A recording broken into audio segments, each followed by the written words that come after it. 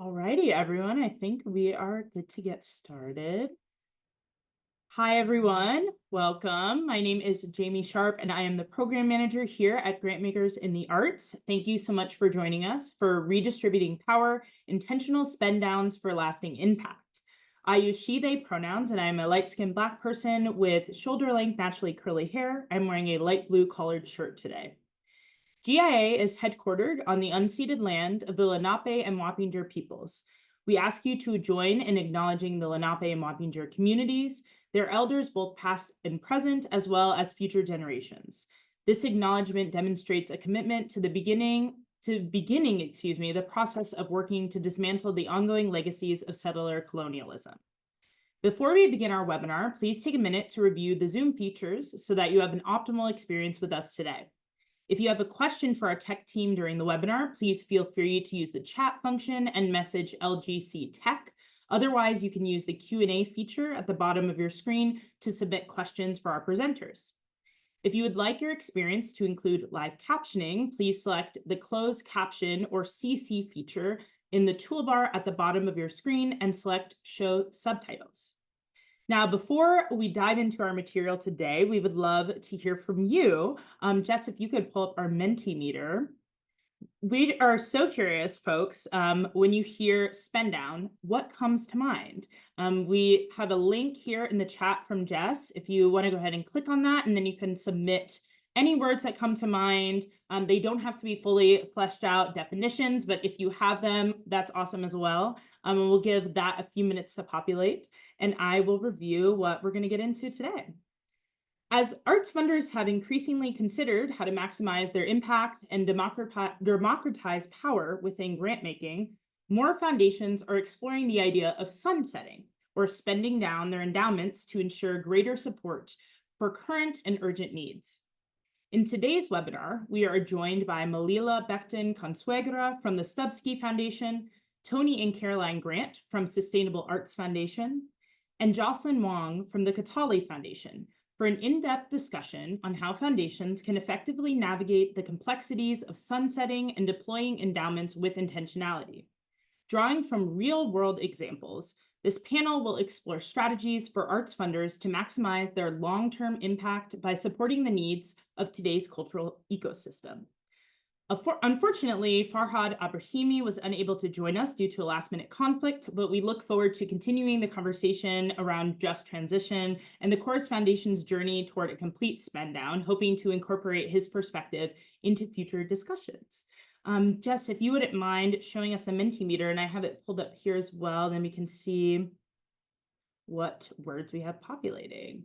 Awesome. So I'm seeing justice, possibility, sunsetting, opportunity, phoenix, I really like that one, rebirth, intentional, another sunset, important, plan, grantee panic, which we're going to get into a little bit, not living in perpetuity, meet the moment, love, hard, tension, abundance, mission, necessity. I also see necessary, strategy, tension, impact, reduction, exciting. I think I've kind of honed it on scary, urgency. Yeah, thank you so much. So I'm just going to share real quick Grantmakers in the Arts definition of spend down in the context of foundations. Spend down refers to the intentional strategy of distributing all of the foundation's assets, within a specific time frame rather than operating in perpetuity. This approach aims to accelerate wealth redistribution, democratize philanthropic giving, and support a just transition by addressing immediate and pressing societal needs. By committing to a spend down, foundations can deploy their resources more rapidly to effect meaningful change and empower communities. Now, without further ado, I would love to bring on our panelists for today.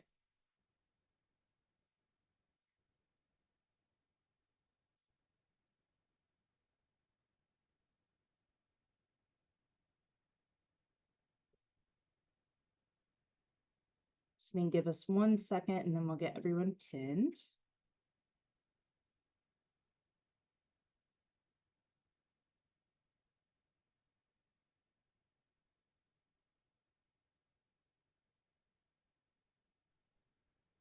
All right, awesome. Hello, friends. Very excited to dive into our discussion today. Caroline and Tony, I would love to begin with the two of you. If you could give us a brief introduction and then walk us through the early conversations that you had with one another or any other folks involved with your foundation around your spend down, and what made you realize that a spend down was the right path. So I'll just start by introducing myself. I'm Caroline Grant. I use she, her pronouns. I'm a light-skinned white woman with curly shoulder-length hair, wearing a white t-shirt with a drawing of Frida Kahlo blowing a big pink bubble. You want to introduce yourself, Tony, and then I'll Sure.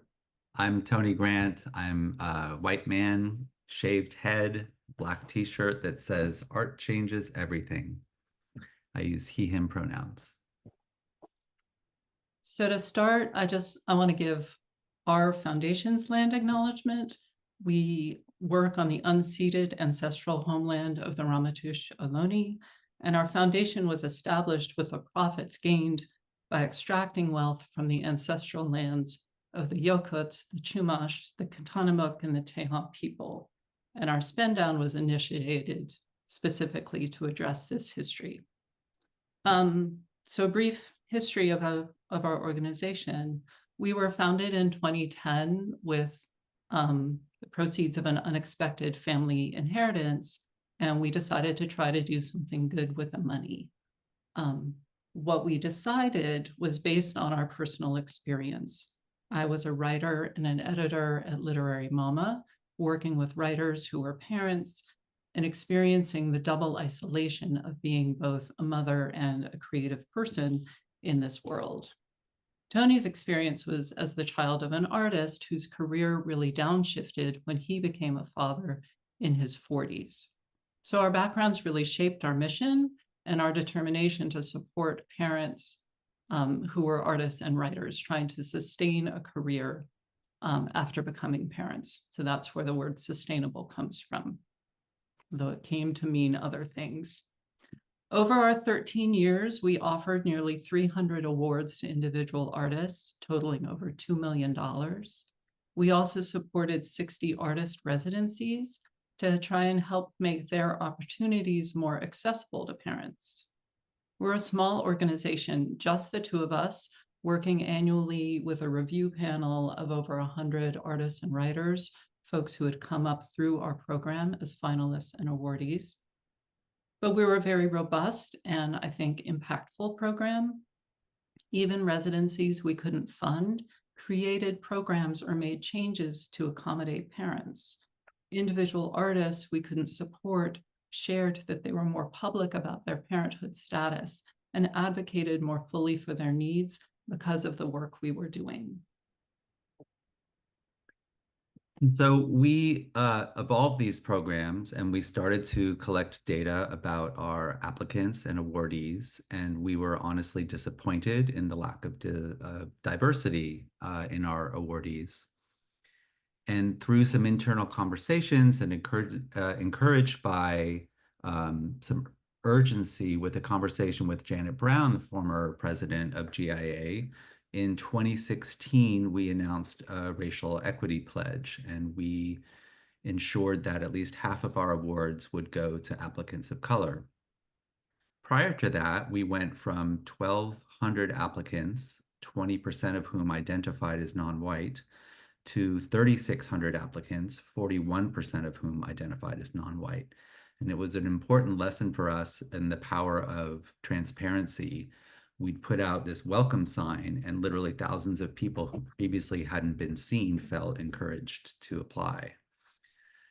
We were proud of this response and the increase in diversity, but in full honesty, this is where we let our guard down. We kept things on cruise control for a number of years, as if we were saying, great, that's enough diversity, we fixed it. In 2021, we attended a months-long multi-session GIA webinar, Racial Equity in Arts Funding. In 2022, we followed that up with another months-long GIA Pro-BIPOC workshop. Can't stress enough how valuable these were to us. I also just got an email this morning about the next round coming up in the spring, so smash that link. Really just amazing. So we listened and learned from folks who were way further down the path than we were. But what was equally important was the opportunity to frame our work to colleagues in multiple small, intimate groups, kind of like refining your elevator pitch. And only through those conversations could we really clarify what was important and where we were dissatisfied. We were becoming increasingly uncomfortable as two white founders being final decision makers, and we started an early draft of an exit plan. So it was during that GIA webinar on pro-BIPOC funding that we started thinking specifically about a spend down, but the plan evolved really gradually. At first, we thought we might create a new organization with a leader of color, pour our funds into this new organization over a period of years, try to give it a long runway and some independence to avoid the sort of the founder's shadow. So we thought at first we'd be hiring a search firm to find a new executive director. And it's at that point we started working with Jocelyn Wong, who we met in the GIA webinar, expecting to ask him for a search firm recommendation, which he would have been happy to give us. But we quickly realized that even that plan maintained too much control. So we decided to spend down, but then there's the question of what to do with the money. We thought we might do one last application round, like a really big one. Everything must go, fire sale. But then we thought we should skip the application because that system is so flawed. It's so inequitable. It requires so much from artists. We thought maybe we would just make awards to all our previous finalists, so no one would have to apply. These were people who had already come up through the program. We knew their work was excellent. Then we thought maybe we'd narrow our focus and spend down just in support of BIPOC parent artists and writers. So all throughout this early thinking, we continued to think in terms of a spend down in support of parent artists and writers. It was really very hard to let go of our original mission. So through our conversations with Justin, we began to think more broadly, not just about how we might extricate ourselves, but about the conditions that allowed us to start a foundation in the first place. And the first piece of that involved some critique of philanthropy itself. So our political and economic systems, capitalism, allow for the accumulation of enormous wealth, and those who have managed to accumulate these great sums are then incentivized to create foundations, ostensibly donating the money to the public good, while tax governance allows them to trickle these funds out at 5% annually, retaining control and decision-making power in perpetuity. This line of thinking sharpened our resolve to spend down. Who were we to hoard in this way?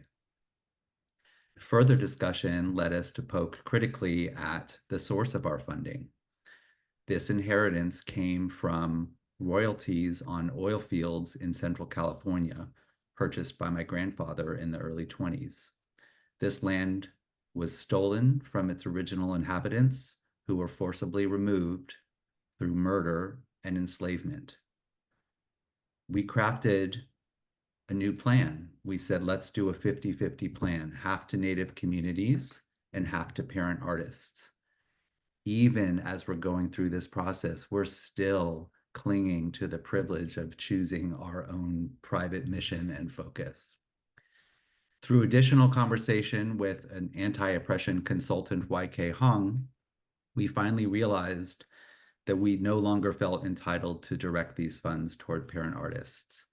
We announced a spend down in November 2023. We would return all of our funds to Native communities at the federal level through legal support and advocacy, at the state level through California's Truth and Reconciliation Fund, at a micro level by making grants to organizations recommended by all the artists in our community with Native affiliation, and at the local level, making direct payments to the 6 tribes with ties to the specific piece of land my grandfather purchased. Our spend down was complete within 6 months. It's been a bit over 6 months now since we finished the spend down. So we have a little bit of perspective on the process and have our own takeaways and some points that we would encourage folks here to consider. The first is to get help. You don't need to go through this process alone. For us, we realize sometimes it's a drawback to be an organization of just two, especially because we're partners in our personal life and tend to be pretty like-minded. Conversations can be kind of echo chambery. So we couldn't have possibly done what we did, gone so far, moved so radically without being challenged and guided by folks much further down this road, as Tony alluded to. GIA webinars, reading, hiring consultants, discussing with colleagues. That was all so generative, inspiring, and motivating for us. And we would urge folks, there's no reason to go it alone. The next thing is simply to be less certain and more curious. Get off cruise control, poke at the way that you've always done things, study your practices and your organization's history, interrogate the source of your funds. Who might have been harmed or disadvantaged in the accumulation of that wealth?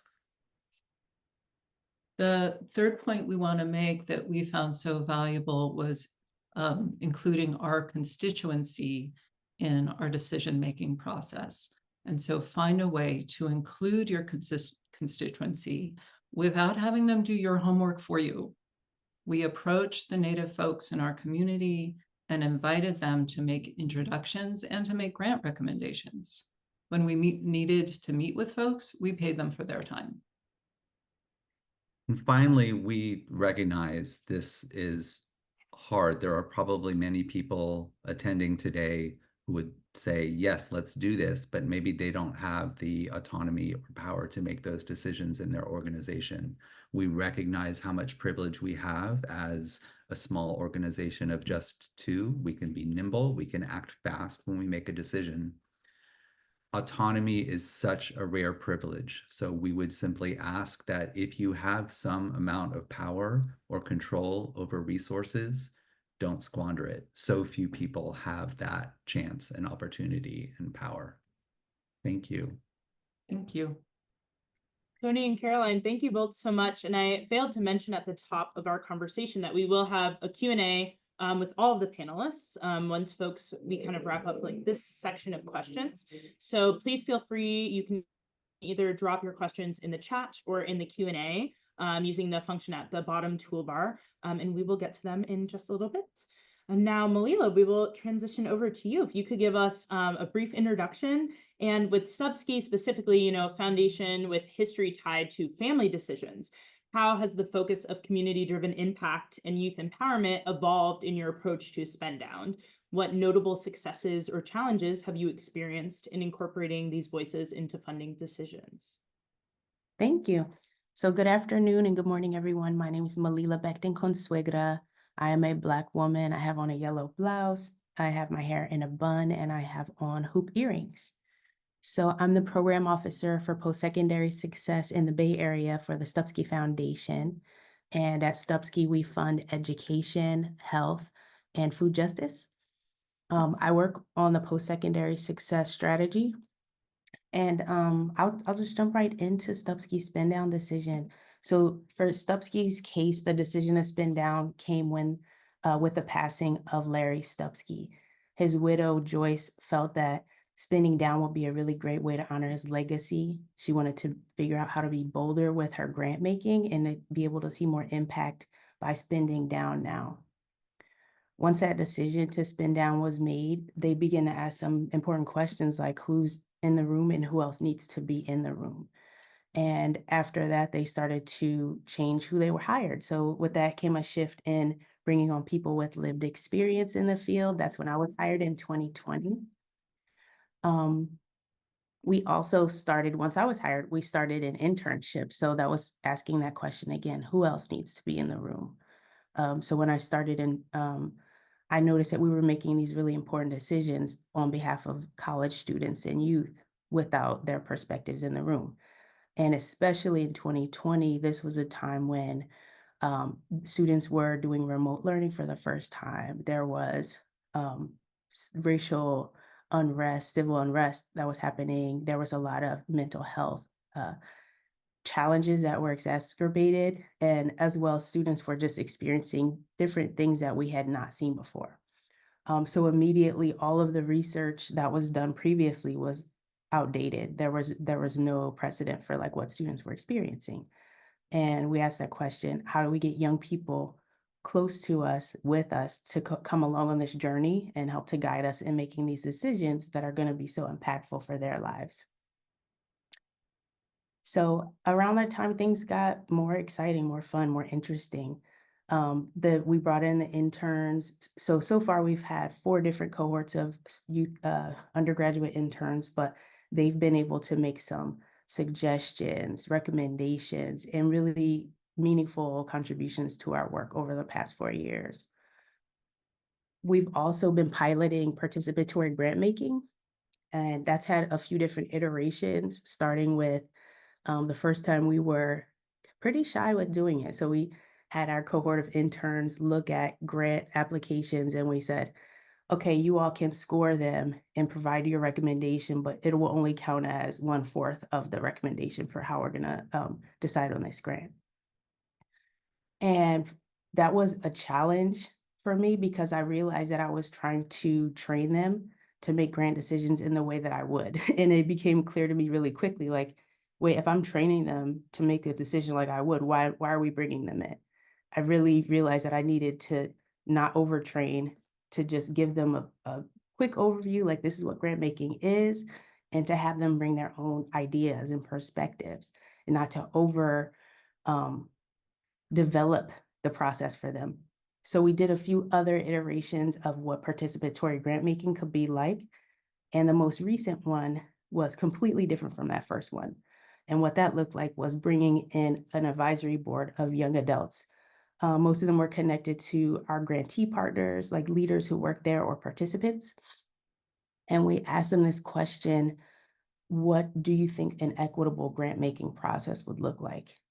And they were able to, from the very beginning of the process, design, like who can apply, what are the guidelines, how would we market this, what's the rubric going to look like, and how do we make sure it's equitable for everyone? So not just the organizations that have these amazing grant writers, maybe for one person shops, or for organizations that are really immersed in the work and don't have a lot of time to apply. And what they came up with was really quite incredible. They created a process that was simplified. They created a process that was straightforward, easy, that had open sessions for Q&A. And once that process was done and we got applicants, we actually brought back an advisory board of youth to do the scoring of the applications and the review, and they had conversations. And that ended up being a really big success because they chose 8 grantees that are amazing. And also what we learned is that we can't go wrong by shifting that power to our community. Like there's no mistake. People were like, what if they choose wrong? They're not going to choose wrong. These are decisions that are made informed of their own lives, and they're experts in this way more than we are. So that was a big learning. And that's where we landed with that. Let's see. So,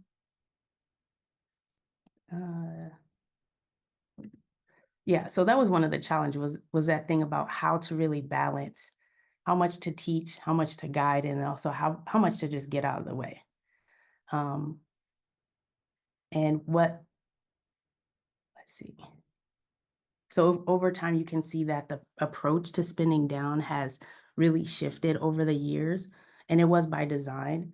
So we knew that things would have to stay flexible because just like with 2020 and the impact of COVID and people being isolated and things going virtual, we know that we can't create one plan and that it'll stay exactly the same for 10 years, which was a 10-year spend down horizon that we set up in 2019.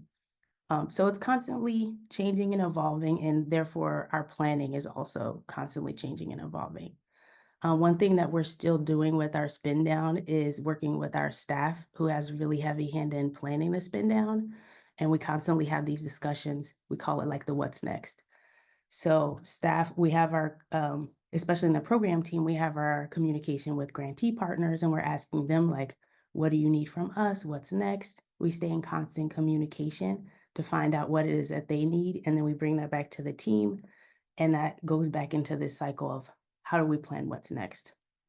And that's been really, for me as a program officer, it's been really good to feel like there's not some decision that's coming from the top that's uninformed by what the community needs, but really I'm able to find out what grantee partners want, bring that to the team, and we put it all together, and that's how we make the plan moving forward.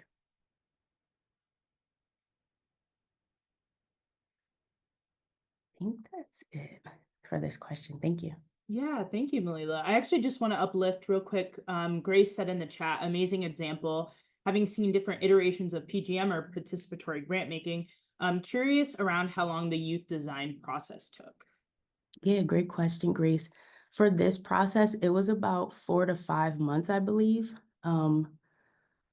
But yeah, we've had processes that were shorter, like when we just involved them in the scoring, it was a very short process. This one, we started with education about grant making, grant design process. Then there was the open, I think, 6 weeks for the opening of the RFP. And then once it closed, there was a scoring, which I think we gave ourselves about 3 to 4 weeks for scoring, discussion, and conversation leading to the decision making. Awesome. Thank you so much. And I'm starting to see some questions populate in our Q&A. Promise we're going to get to them. We're going to switch over to Jocelyn real quick. Jocelyn, if you could just give us a brief introduction. And you're in a very unique position because Kataly was actually a spend down foundation by design. I'm so curious how your team has navigated the balance between redistributive giving and supporting long-term impact. And then also how you've grappled with a strategic framework that balances immediate redistribution with long-term, sectoral impacts. Thanks, Jamie, and thank you, fellow panelists. I've been like geeking out as y'all have been sharing your stories, and just really appreciate being part of this conversation today. Good morning and good afternoon to all. My name is Jocelyn Wong. I use they, them pronouns, and I'm the Director of Capacity Building at Kataly Foundation, where I have the privilege of supporting our grantees and borrowers, as well as strengthening the movement infrastructure these groups depend on. A bit about me: I am a light-skinned, biracial, Chinese and white person of color. I'm masculine of center queer person. I have short black hair, and I am wearing gold-rimmed glasses and a gray crew neck sweatshirt today. I live with my partner, 2 children, and a very tolerant dog on Ramaytush Ohlone land, colonially known as San Francisco. Want to give a shout out to Caroline and Tony. You know, I remember getting a little misty-eyed the first time I heard about your story, because something that I've come to realize as a parent of young children is that it is an ongoing struggle and practice to, you know, right size your work-life balance and try to be connected to work that is deeply meaningful to you, all the while trying to raise children in a very hard time in the world. And I think the fact that y'all kind of landed the plane by really committing to reparations to the indigenous peoples who were impacted by the wealth extraction that created the wealth of the foundation to begin with, I think it's just, yeah, it's a really heartening story from start to finish. So appreciate your generosity in sharing that story.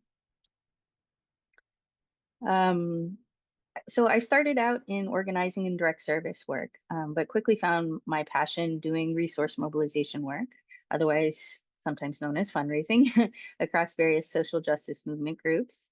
I did that work for the better part of the last 20 years. So I am intimately familiar with the joys and challenges that can come with navigating philanthropy, as well as the inner work and organizational development work that helps to make engaging with philanthropy much more transformative and rewarding for our movements. And having been in Bay Area resource work for as long as I have, I've known and have followed Stupski's journey, Malila, and so just want to, like, as somebody who's been observing from the outside for some time, the transformation is profound, and the ways in which y'all are moving now is vastly different than who I knew Stupski to be in the beginning of my career. So really blessed to be here today, and I want to shine some love on y'all. So I'd like to pivot to talking a little bit about Kataly and our origin story.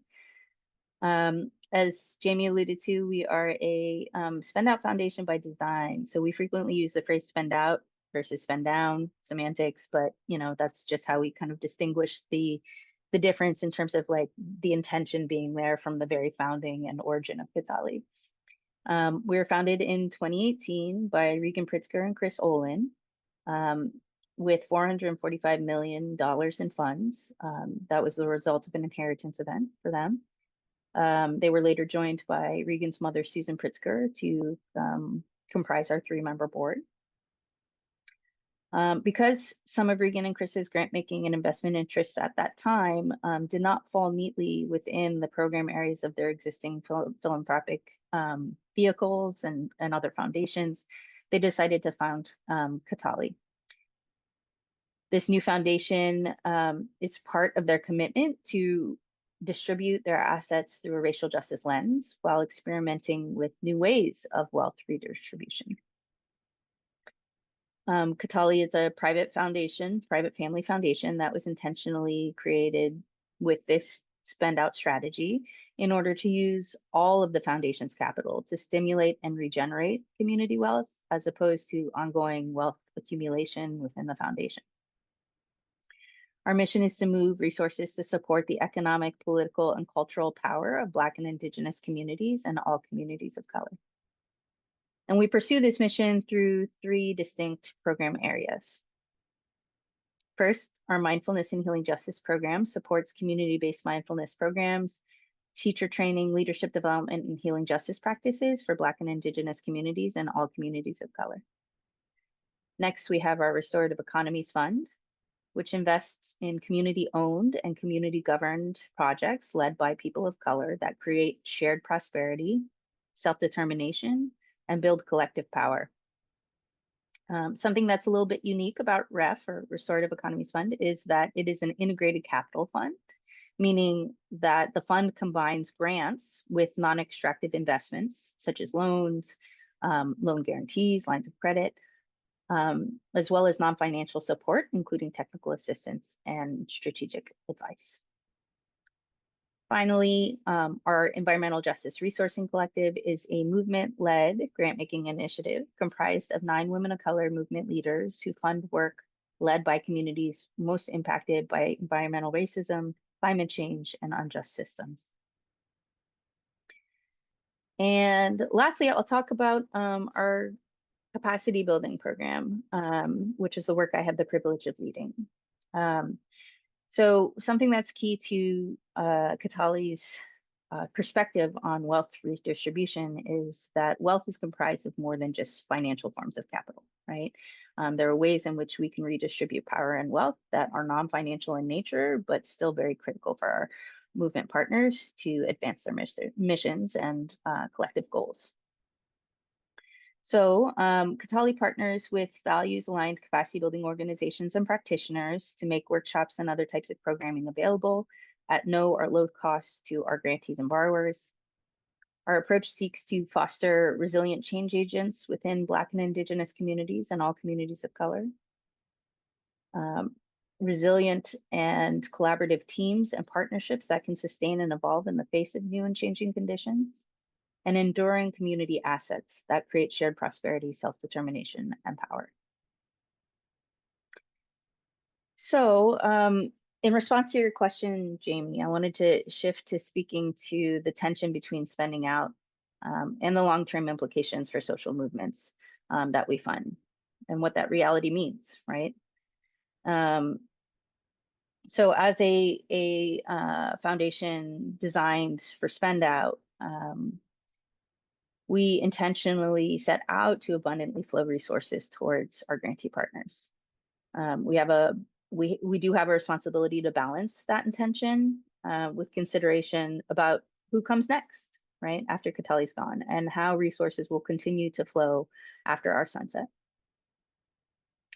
Part of what led to the decision to spend out is an understanding of racial capitalism and the conditions that made it possible for philanthropy and the nonprofit sector to exist to begin with.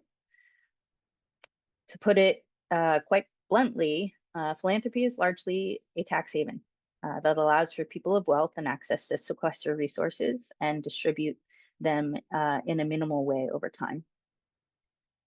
I think most people attending today know that the IRS minimally requires a 5% distribution from foundations on an annual basis, which is very, very far from the scale of resources needed to meet the multi-crises of our day.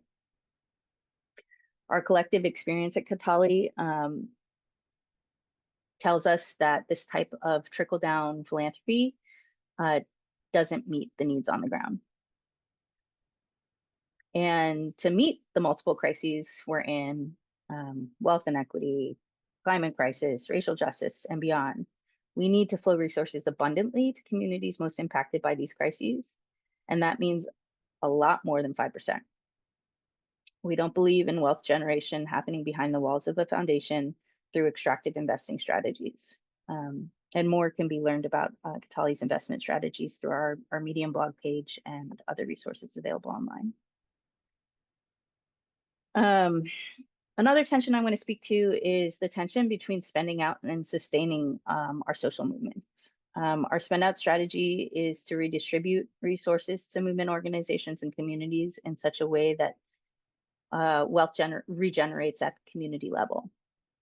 So for example, our Restorative Economies Fund supports Kensington Corridor Trust, an organization based in Philadelphia that is comprised of local residents and small businesses that have been impacted by the forces of gentrification in the city.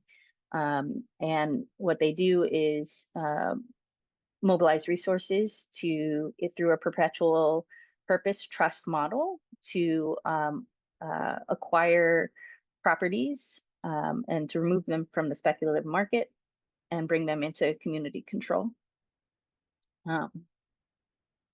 Another example is the Black Farmer Fund, which there is also a partner of the Restorative Economies Fund. Black Farmer Fund similarly is coalescing resources, wealth, power to direct resources to build the health and wealth of Black farmers, to provide the non-extractive grant and investment capital that is necessary for Black-owned farming enterprises to succeed. Another way we address the tensions of spending out is through our abundant resourcing of land-based work. We fund land rematriation and land back work to support communities in owning and stewarding their own land, which we hope increases their autonomy and self-determination and makes them less reliant on philanthropy over time. You know, we know that the cost of land and housing is growing at a rate that is not keeping pace with our community's ability to mobilize and pool resources. And so this is a very tangible way in which Kataly can contribute to what is hopefully a lasting generational asset for our movements. In the time that we've been operating, we've moved over 156 distinct land-based grants amounting to over $75 million. And honestly, when I have hard days, I just think about that and I'm like, okay, right?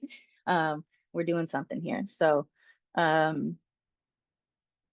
yeah, I'll pause there and just want to, yeah, thank everyone for the conversations today, and yeah, look forward to opening it up. Yeah, thank you so much, Jocelyn. So we have a ton of questions in our Q&A. So I'm going to hop around a bit because a couple of these kind of hit the same topic. But to start off from an anonymous attendee, they ask, what can my role be in advocating for spend down if I don't have the kind of power that Caroline and Tony mentioned? Really, what can I do that helps, quote, move the needle within an institution? So whoever would like to. I'll jump in just to say it's a great question. I wish I had an easy answer. Obviously, if this kind of decision happens from the top, then it's much easier for everyone to have fruitful discussions. So it really just depends, obviously, on the size of your organization and the culture. But just introducing information, commentary, if you can ask to attend a GIA webinar, um, about racial equity, if there's another spend down webinar, like anything you can do to bring this information into your organization. And if it helps to have sort of the stamp of approval from others who have done it, I get that. And it's just helpful for us, I think, to hear these questions, because I feel like as we think about our next steps and what our role could be is being available. And I'll just say there was another question about where do we find community? And I'll just throw that out there as I typed. We're around. So if anyone is thinking about this and would love a deeper conversation, we couldn't have done this, as Caroline said, without help. And we'd be so honored to be a partner for anyone who's thinking along these lines.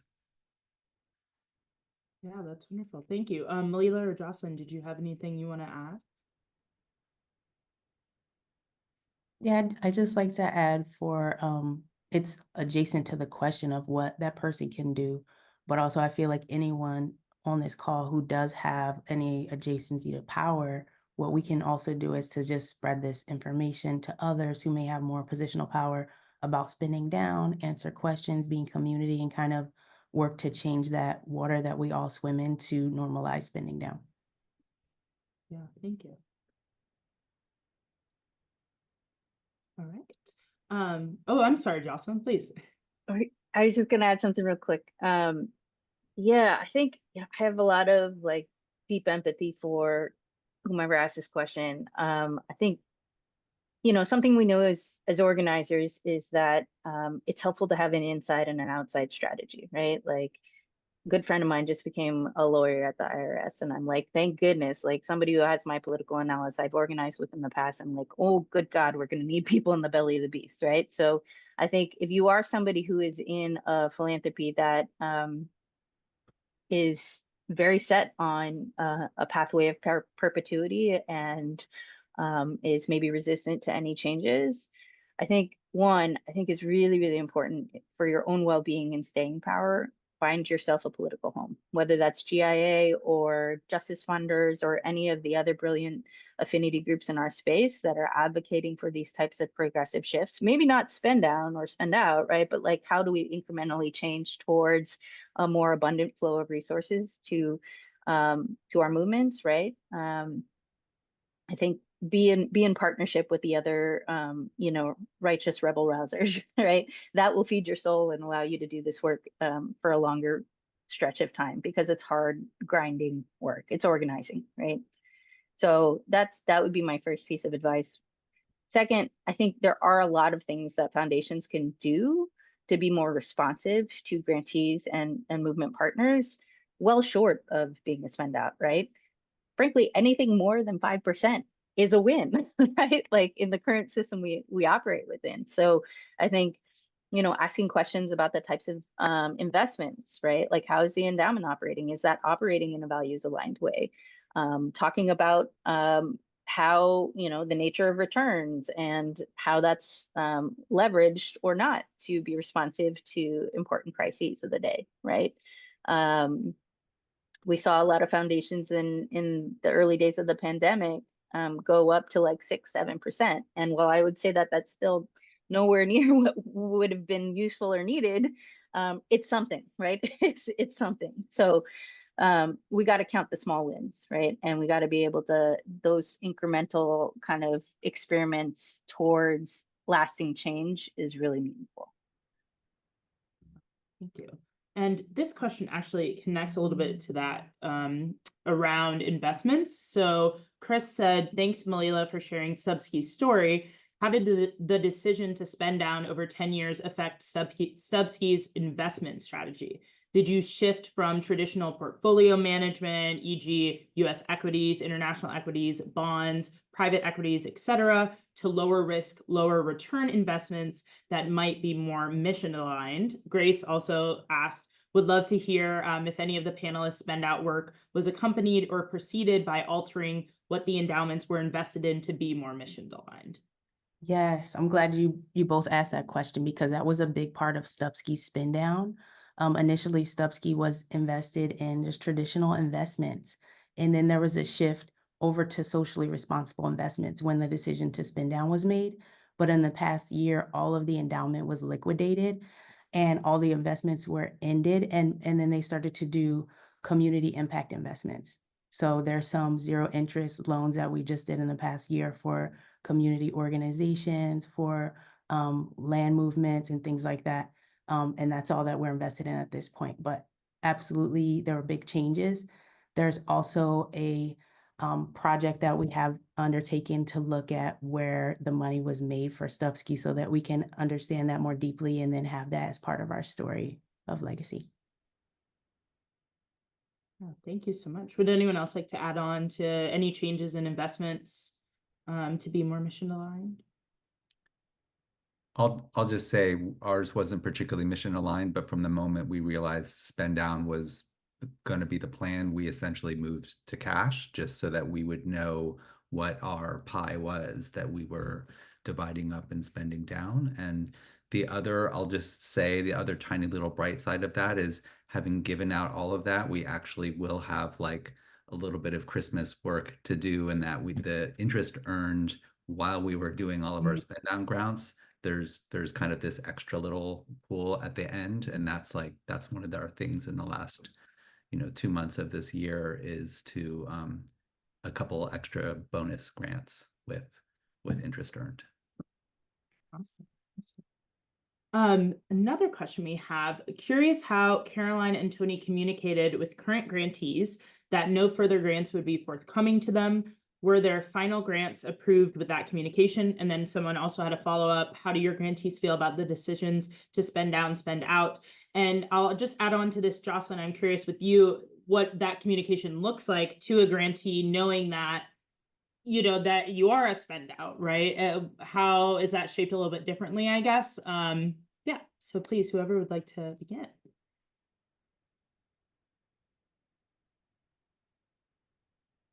Oh, Caroline, you're muted. Sorry. So I can start with what our process was. So we had an annual process. So at first we made an announcement to our community announcing a pause to our programs while we worked through. We didn't say we were embarking on a spend down. We said we were rethinking our programs. Then once we had our plan finalized, we wrote to our community about a week before our public announcement, which had always been our practice to notify everyone who had applied before there was a public announcement. We wanted to give them always that respect, that they would know individually, personally from us, anything that affected them. So in this case, we wrote a letter to all of them explaining what we were doing and why. And while there was definitely some sadness, especially from finalists who had hoped to apply again for an award, the overwhelming response was support and enthusiasm. We were really gratified, continue to be gratified to see that our decision landed as inspiring to people, and it was read as a signpost to a new way of thinking rather than an end. Yeah. Malila or Jocelyn, would you? I've had a number of grantees just say, "Oh, this is disappointing. You're one of the good ones. You're leaving. It's the good ones." I've heard that a few times. But also I balance that with knowing that many of the grants that we made were only because of the spin down. So I wouldn't have had the opportunity to partner with those grantees without being a spin down. And also, we let them know from the beginning. So I knew it was a spin down when I was hired. Every new grant that I made, I let them know, like, this is a spin down foundation. This is how long our relationship could potentially be. But I think the encouraging part has been that we've been able to do multi-year funding for the grantees so this entire time, which has been because of the spin down. The ways that we've done our grant making have been due to having more access to resources, and then also some of the shifts in the ways that we relate to community partners is because of that shift in ideology that's come around with being a spin down.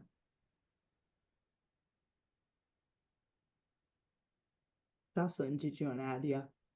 Yeah, I think what's interesting is like, even though Kataly's made it clear from day one, we're a spend out and, you know, we're here for a good time, but a short time, right?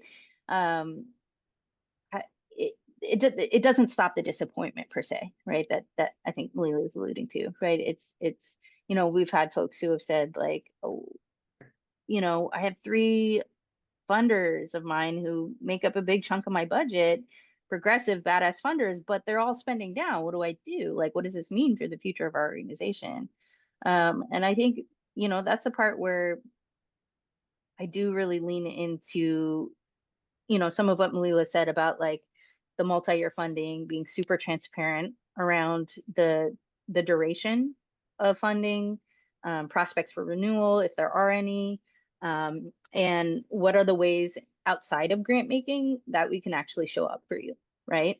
Whether that's facilitating introductions to some of our peer funders, whether that's showing up to support a funder briefing you're going to do, or you know, connecting you to many of the different capacity building partners we have, right? That are really, you know, we're really intentionally trying to support folks around their resource mobilization and kind of organizational sustainability efforts, right? So I think really trying to show up in the ways outside of the money that we can, I think is a very important and critical piece of the pie here.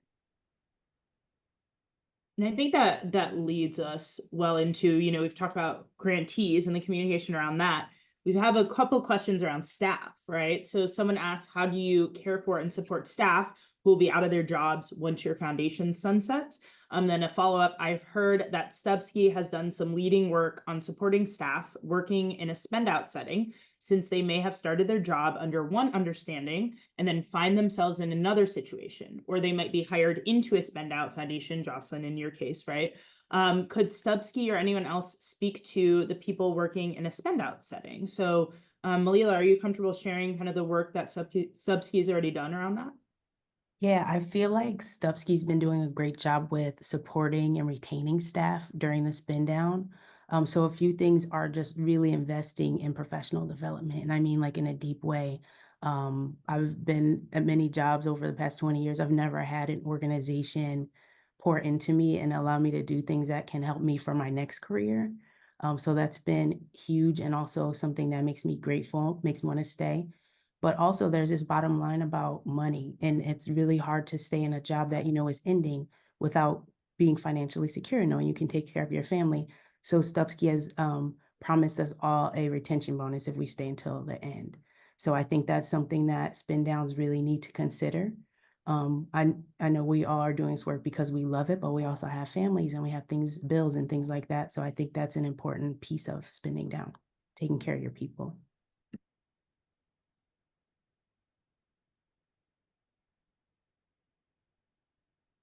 Did anyone else want to?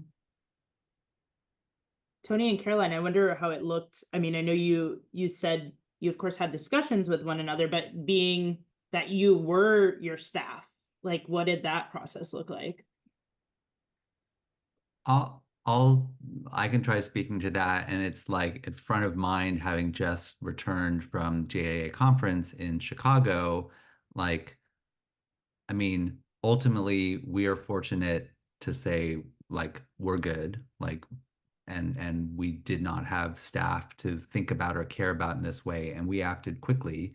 But honestly, like definitely a bit of an identity crisis to show up at grant makers in the arts and not technically be a grant maker anymore. And so we're just thinking super hard about what the work that we're still committed to doing looks like without a checkbook behind it. And it feels like we have a long list of what that can look like. And I think there's ways in which it can honestly be better and perhaps more authentic without money involved, how we can show up in a community. There was a moment when we were talking through this process with Nadia Lokta here at GIA, and she said that all of our interactions through sustainable arts were metered by power. And that phrase continues to resonate and impact our thinking, and how we don't need the structure of our foundation. Maybe it's actually better if we don't have the structure of our foundation to continue supporting parent artists and writers and advocating for more just philanthropy. Yeah, it's nice to operate in this space now without all of our interactions being metered by power. And so we can inspire people to think critically about their work and how they can be more equitable, authentic, progressive. That is the hope.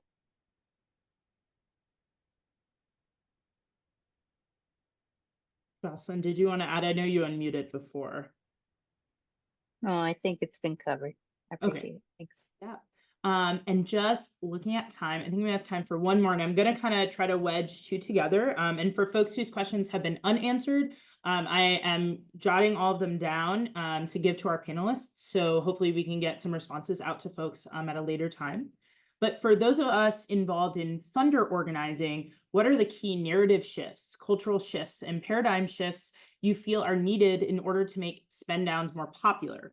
Do you think the stories of individuals spending down, grappling with, quote, what is enough, lifestyle shifts, etc., make spend down plans more appealing to institutions, even though it's in a different scale?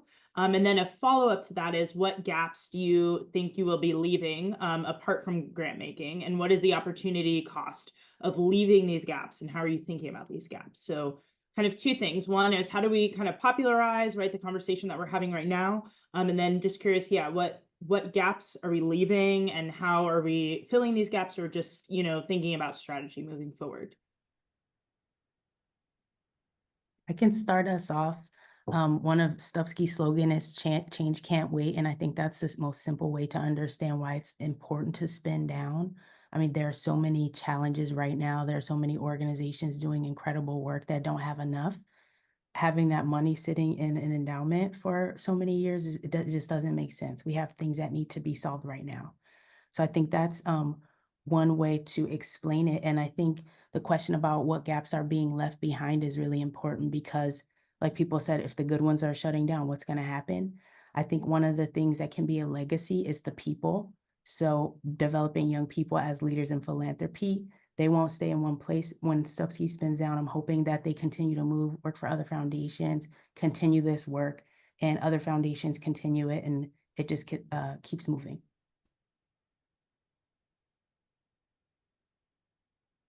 Did anyone else want to add?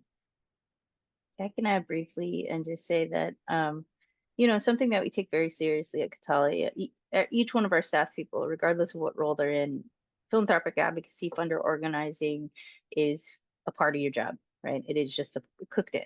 Whether you're in operations or grant making, whatever else, it's like impacting the sector, impacting the field to,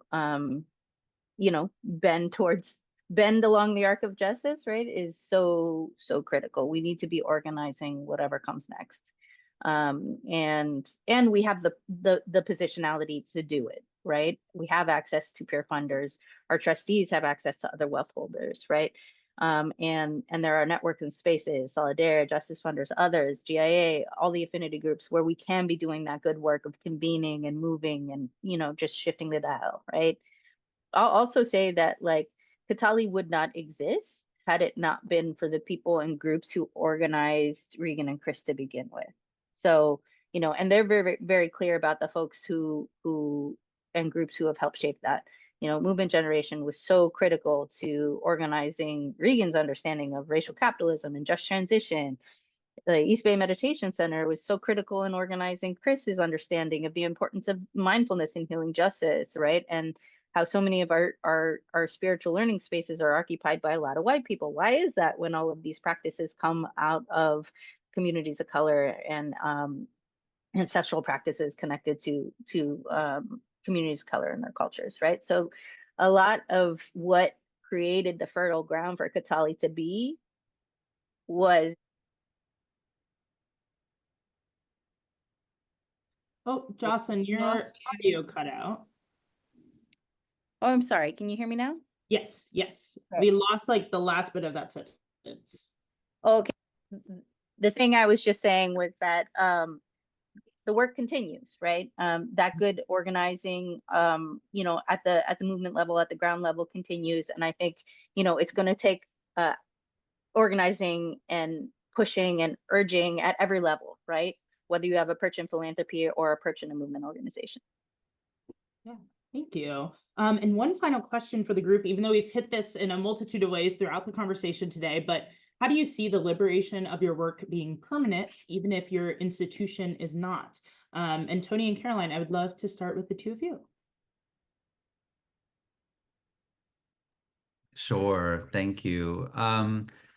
I think this is such a great question, Jamie. Like, it's just because it captures about like the heads down work we do, and then being able to pull out, kind of as Jocelyn was just saying, about, and have just a bigger scope and field of vision. So prioritizing permanence can be like a huge obstacle to making a major decision like a spend down. And that's where a lot of the institutional structure and focus is on that sense of permanence.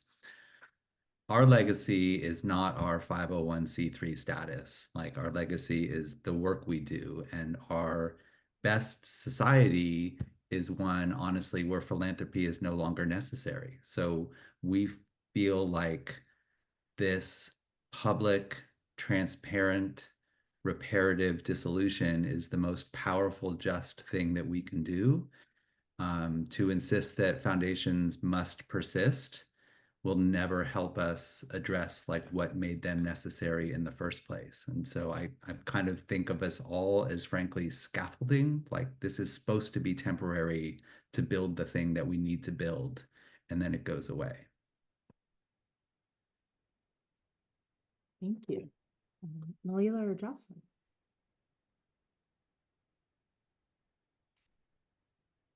I agree with Tony. I think the work is more than the grant making. It was more than the foundation. For example, today I'm in Louisiana with the Compton Foundation, a bunch of funders and organizers and dreamers, and we're imagining better worlds.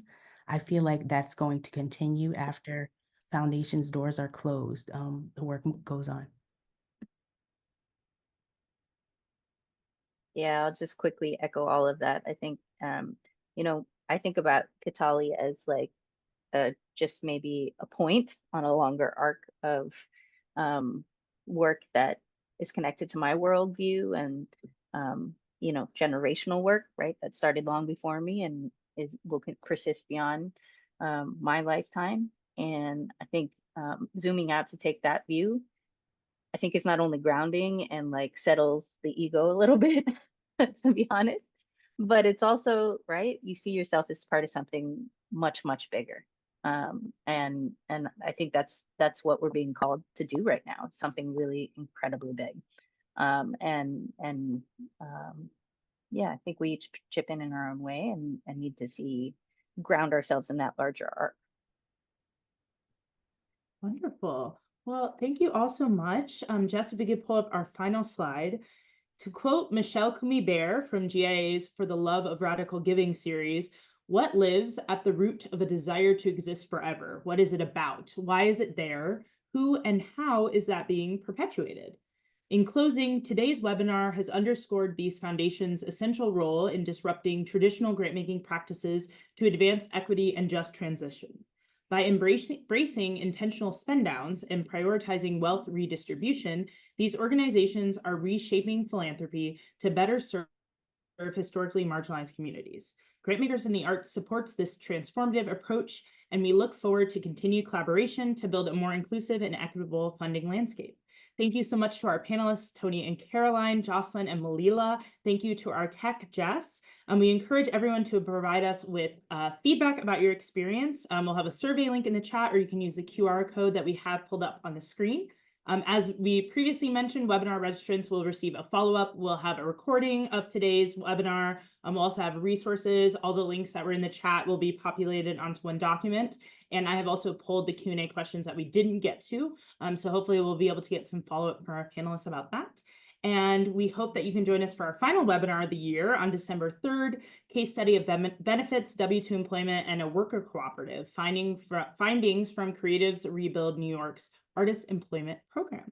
And I wish you all a wonderful day. Take care.